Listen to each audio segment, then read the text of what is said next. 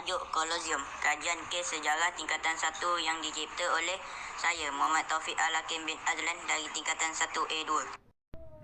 Pernyataan masalah. Seni bina Kolosium pada zaman tamadun Rom menjadi asas kepada idea pembinaan stadium pada masa kini.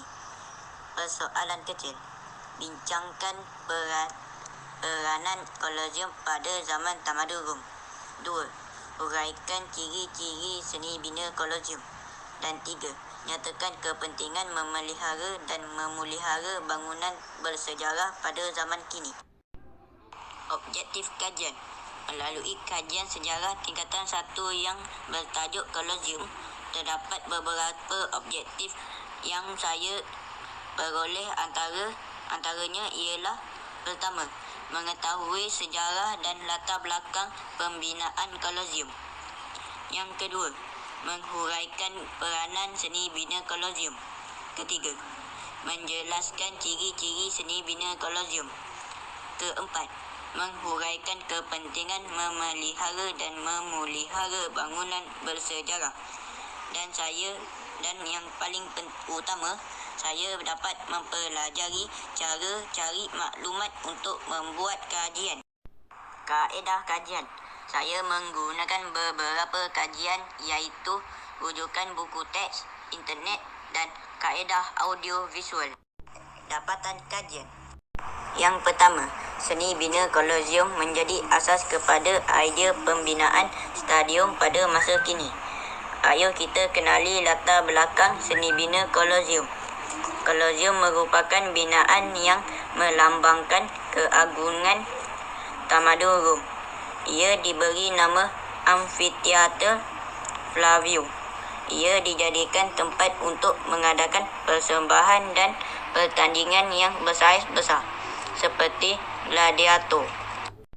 Struktur binaan Kolosium pula mempunyai ketinggian 50 meter panjang, lebar 156 meter dan berkeluasan kira-kira 2.5 hektar dengan kawasan arena seluas 85 meter darab 54 meter. Ia mampu memuatkan hampir 50,000 penonton dalam satu masa. Kolosium turut mempunyai 80 pintu masuk serta tempat duduk penonton yang dibina secara bertingkat. Selain itu, Kolosium juga merupakan struktur terbesar dalam Empire Tamadun Rom dan merupakan salah satu dari 7 keajaiban dunia. Menghuraikan peranan binaan Kolosium. Kolosium berperanan sebagai tempat penyelenggaraan bagi pertunjukan spektakular seperti pertarungan binatang, pertarungan antara tahanan dan binatang, eksekusi tahanan, pertarungan air dan juga pertarungan antara gladiator. Menjelaskan ciri-ciri seni bina Kolosium. Reka bentuk Kolosium adalah berbentuk umum oval. Kolosium dibina daripada bahan batuan, marmer dan pasir. Kolosium terdiri daripada 4 tingkat, di mana penonton duduk menikmati pertandingan gladiator dan pertunjukan lainnya. Tingkat-tingkat ini tersusun dari tiang-tiang dengan gaya Romawi dan Yunani dan disokong oleh batuan yang berbentuk gerbang melingkar. Di bahagian tengah Kolosium adalah lapangan atau arena yang diperbuat dari pasir sebagai tempat pertandingan dan pertunjukan. Pasir digunakan sebagai tempat gladiator bertanding semasa gladiator atau dengan binatang buas. Salah satu kegunaan pasir juga ialah dapat meresap darah korban pertandingan gladiator. Kepentingan memelihara dan memulihara bangunan bersejarah. Di sini terdapat 6 isi yang saya sertakan, iaitu kepentingan yang pertama ialah untuk mengekalkan identiti negara. Yang kedua, pentingnya memelihara bangunan bersejarah ialah sebagai sumber penyelidikan dan pendidikan untuk generasi muda kini. Yang ketiga, sebagai produk pelancongan. Keempat, sebagai penggunaan semula infrastruktur.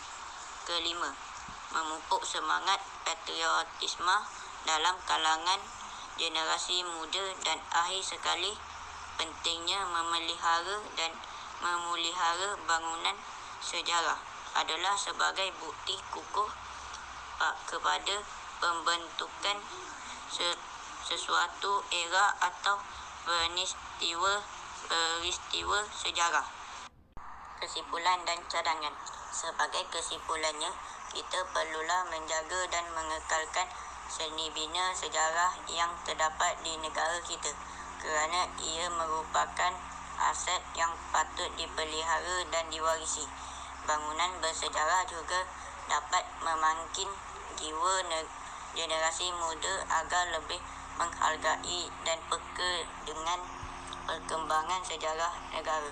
Hal ini akan membentuk masyarakat yang lebih sensitif akan sebarang usaha untuk merobohkan atau memusnahkan bangunan bersejarah di negara kita.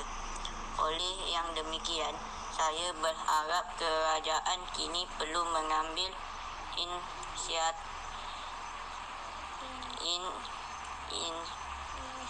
inisiatif seperti mewartakan bangunan bersejarah sebagai bangunan yang perlu dipelihara.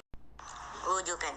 Saya telah menggunakan beberapa kaedah iaitu melalui bahan ilmiah iaitu buku teks, melayari internet dan melayari YouTube. Di sini saya turut sertakan beberapa link yang saya layari.